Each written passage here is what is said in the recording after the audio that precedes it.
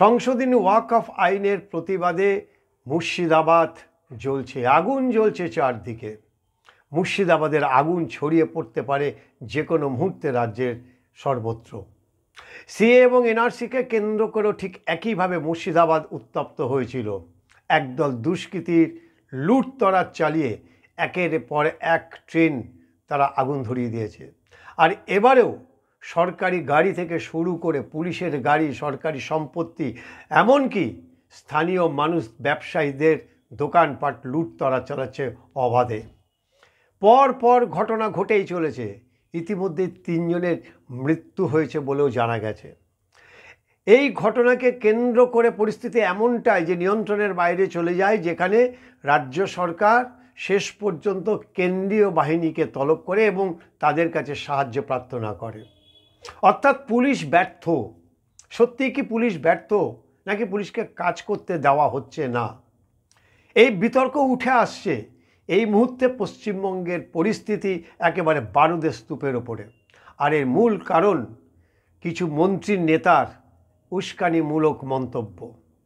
গ্রন্থাগার মন্ত্রী সিদ্দিকুল্লাহ চৌধুরী এবং ভরতপুরের বিধায়ক হুমায়ুন কবির প্রায় প্রতিদিন পালা করে যেভাবে উস্কানি দিয়ে কথাবার্তা বলেছেন, উস্কানিমূলক কথাবার্তা বলেছেন, তারপরে এই পরিণতির জন্য তারা কি দায়ী থাকবে না? তাদের বিরুদ্ধে কি আইনি পদক্ষেপ নেওয়া হবে না? এই প্রশ্নগুলি কিন্তু উঠছে। বিশেষ করে শুক্রবার দিন সিদ্দিকুল্লাহ চৌধুরী এই কলকাতাতে, খাস কলকাতাতে তিনি যেভাবে উস্কানিমূলক কথাবার্তা বলেছেন, তারপরে কিন্তু এই ধরনের একটা প্রতিক্রিয়া হতে পারে, এটাই স্বাভাবিক ছিল। আর ঠিক সেটাই হয়েছে। শুধু মুর্শিদাবাদ কেন, খোদ আমতলাতে অভিষেক বন্দ্যোপাধ্যায়ের তার যে কনস্টিটিউয়েন্সি, সেখানটাই পুলিশের গাড়ি ভাঙচুর করে দেওয়া হয়েছে। সাঁতরাগাছিতে ওপেন এক ব্যবসায়ীর গাড়ি ভাঙচুর করে দেওয়া হয়েছে, তাকে হুমকি দেওয়া হয়েছে। রাস্তার মধ্যে গাড়ি ভাঙচুর করা হচ্ছে, নিত্যযাত্রীদের গাড়ি থেকে টেনে নামানোর চেষ্টা করা হয়েছে। এরকম হুলিগানি চলেছে। কার্যত বলতে গেলে দুষ্কৃতীদের অবাধ স্বর্গরাজ্য পশ্চিমবঙ্গ। গত 3-4 দিন ধরে ওয়াকফ আইনের প্রতিবাদে যা হচ্ছে, এটাকে গুন্ডামি মস্তানি ছাড়া আর কিছু বলা যায় না। এটা কোনো প্রতিবাদের ভাষা না। আমরা আগের দিনই এটা বারবার করে বাংলার খবরে আমরা বলেছি যে ওয়াকফ আইনের প্রতিবাদের ভাষা হতে পারে সেটা গণতান্ত্রিক পদ্ধতিতে, কিন্তু এ কোন প্রতিবাদ? গোটা মুর্শিদাবাদ তো জ্বলছেই, এমনকি মুর্শিদাবাদের আগুন ধিকি ধিকি করে ছড়িয়ে পড়তে পারে পশ্চিমবঙ্গের যে কোনো জায়গায়, সর্বত্র। রাজ্য প্রশাসন হাতের বাইরে নিয়ন্ত্রণ চলে যাওয়ার পরে এখন টনক নড়েছে। এখন বলাচ্ছে কড়া হাতে পদক্ষেপ করা হবে। কী পদক্ষেপ নিয়েছে রাজ্য সরকার? দেখা মাত্রই গুলির আদেশ কোথাও দেওয়া হয়েছে? উস্কানিমূলক কথা যারা বলেছেন তাদের কি গ্রেপ্তার করা হয়েছে? না, হয়নি। এখনও এই অবস্থাতেও দাঁড়িয়েও একের পর এক ঘটনা চলছে। কেন বলা হচ্ছে না যে এই আইনের প্রতিবাদ আপনারা করতেই পারেন, রাস্তায় প্রতিবাদ নেমে করতে পারেন, কিন্তু কোনো রকম হিংসাত্মক যদি এরকম ঘটনা ঘটে বা হিংসার যদি আশ্রয় নেওয়া হয়, তাহলে সঙ্গে সঙ্গে কড়া পদক্ষেপ নেবে, প্রয়োজনে গুলি চালাবে পুলিশ। এই ধরনের দুষ্কৃতীদের বন্ধ করতে, দুষ্কৃতী রাজ বন্ধ করতে যদি কয়েক রাউন্ড গুলি চালাতে হয়, সেটাই কি রাজ্য সরকারের কাজ না? সেটা কি প্রশাসনের কাজ না? ভয়ে আতঙ্কে সিটিয়ে রয়েছে মুর্শিদাবাদ, মালদার মানুষ। বেশ কিছু জায়গা থেকে খবর আসছে যে আমাদের বাঁচান, আমরা কি করব? কারণ সরকার নেই, প্রশাসন নেই, পুলিশ নেই। বিএসএফকে তলব করা হয়েছে, আরও কেন্দ্রীয় বাহিনীকে তলব করা হয়েছে। কেন্দ্রীয় বাহিনী রাস্তায় নামায় মানেই তো রাজ্য পুলিশ ব্যর্থ। বা কেন্দ্রীয় বাহিনী যদি এই মোকাবিলা করতে হয়, তাদেরকেও তো কড়া পদক্ষেপ নিতে হবে। তার দায় কে নেবে? যদি কিছু প্রাণ চলে যায়, ইতিমধ্যে 3 জনের মৃত্যুর খবর এসছে, যদি অসমর্থিত সূত্রের খবর, কিন্তু যদি কোনো প্রাণ চলে যায়, তার দায় কে নেবে? কারা দায়ী আজকের এই ঘটনার জন্য আমাদের ভেবে দেখতে হবে।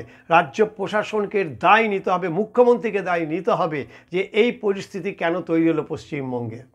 কেন বারবার করে উস্কানিমূলক কথাবার্তা বলা সত্ত্বেও তাদের বিরুদ্ধে ব্যবস্থা নেওয়া হয়নি যারা বলেছে, সে যে দলের রাজনৈতিক দলের হোক। কোনো দল মত নির্বিশেষে এই ধরনের উস্কানি যারা দিয়েছে তাদের বিরুদ্ধে কেন কঠোর পদক্ষেপ নেওয়া হয়নি? এই প্রশ্নের জবাব তো মুখ্যমন্ত্রীকে দিতে হবে। শুধু গ্রামগঞ্জে কেন, খোদ কলকাতার বুকে যে গুন্ডামি মস্তানি হয়েছে, কী ব্যবস্থা নিয়েছে পুলিশ? দাঁড়িয়ে দাঁড়িয়ে দেখেছে। আর তার পরিণাম হচ্ছে এখানে এক বিশেষ সম্প্রদায় মানুষের মধ্যে যারা এই ধরনের দুর্বৃত্তরা লুকিয়ে রয়েছে, গোটা সম্প্রদায়কে তারা কলুষিত করেছে।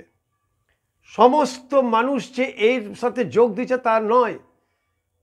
পশ্চিমবঙ্গের এখনো পর্যন্ত হিন্দু মুসলিম যে সম্প্রীতিটা অটুট রয়েছে, কিন্তু এই এক শ্রেণীর দুর্বৃত্ত এরা সাম্প্রদায়িক সম্প্রীতির মাথায় তুলে দিয়ে তাকে ছিন্ন করে দিয়ে এই ধরনের লুটতরাজের মধ্যে এই ধরনের হিংসাত্মক ঘটনা ঘটাচ্ছে।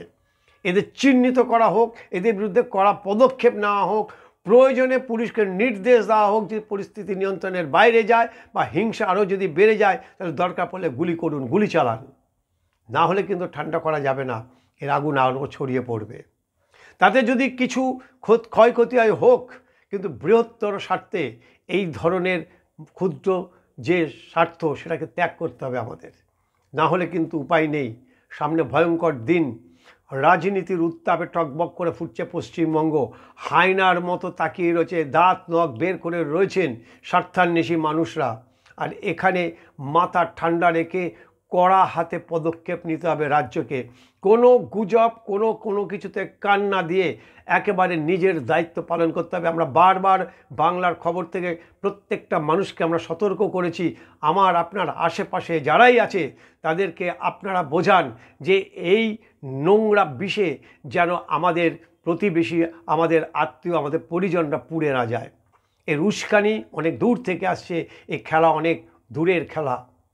প্রতিবেশী রাষ্ট্র থেকে শুরু করে বিভিন্ন জায়গা থেকে প্রতি মুহূর্তে পশ্চিমবঙ্গকে অশান্ত করার একটা চেষ্টা চলছে।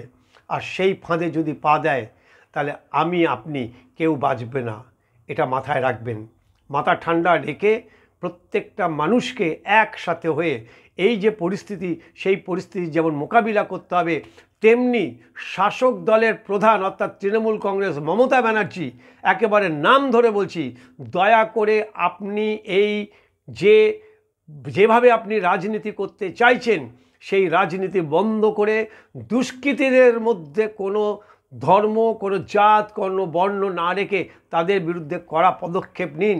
আর না হলে সবথেকে বেশি ক্ষতিগ্রস্ত হবে আপনি এবং আপনার দল।